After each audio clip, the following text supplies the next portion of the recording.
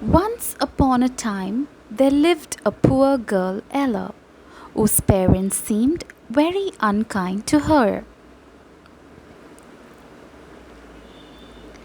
They made her do chores around the house, like helping to wash the dishes, hang and fold the clothes, and playing with a baby brother. Even though she had two older sisters who also had to help, it seemed like the work would never end. When Ella would complain about the work she had to do, her parents did not understand at all. We live in a house together, they would tell her. Everyone has to do their little bit to help. If you don't help, it will take us so long to clean up after everyone that we'll have no time left over to read to you or play with you or do nice things together. So Ella was stuck with doing some chores every day, even though she was only 6 years old. Worse, a baby brother would come along and make a mess of everything right after she cleaned up. One day, Ella received an invitation in the mail. It was for a dress up party at a friend Tom's house. Tom wanted everyone at his party to dress up like prince and princesses, and Ella was very excited about that.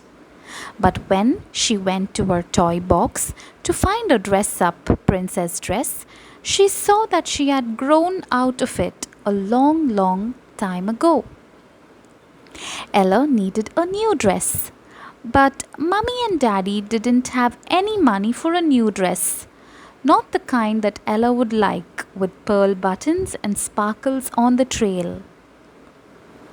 Ella looked in her mummy's wardrobe, but there was nothing in there that she thought would make her look like a princess. Then she looked into Daddy's wardrobe, thinking she might dress up as a prince, but there was nothing in his wardrobe either, and Ella was very disappointed. Ella looked in a big sister's wardrobe. "Get out!" they cried when they saw her. "You'll make a mess." So Ella thought that she did not have a dress up costume to wear to the party.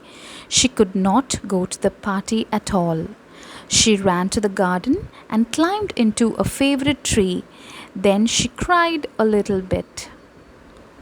Right at that moment, something special happened. The dog who lived in the house behind popped his head up over the fence. He was standing on his hind legs and smiling because he was a fairy prince, although Ella didn't know about it. "Why are you crying?" he asked Ella. "I'm crying because I don't have a fancy dress costume to wear to Tom's party." Ella sniffed sadly. "I need to dress up like a princess, and there's nothing here that looks like a princess's dress," said Ella to the dog. "Oh, that's nothing to worry about," said the dog, who was actually a fairy dog mother. "We can fix that quick as you like.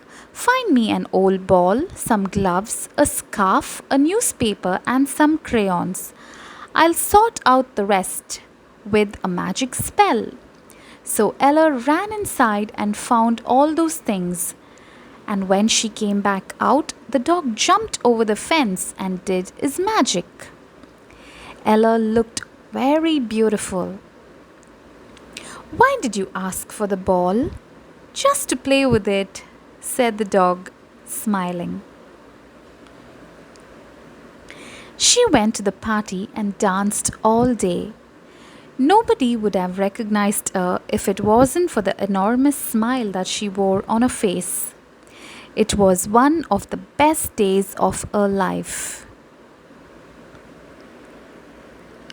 Later, when she returned back home, the newspaper, scarf, and gloves became ordinary again, and she put them neatly away. But having a dress with a bit of magic in it was 10 times better and made her a princess for real.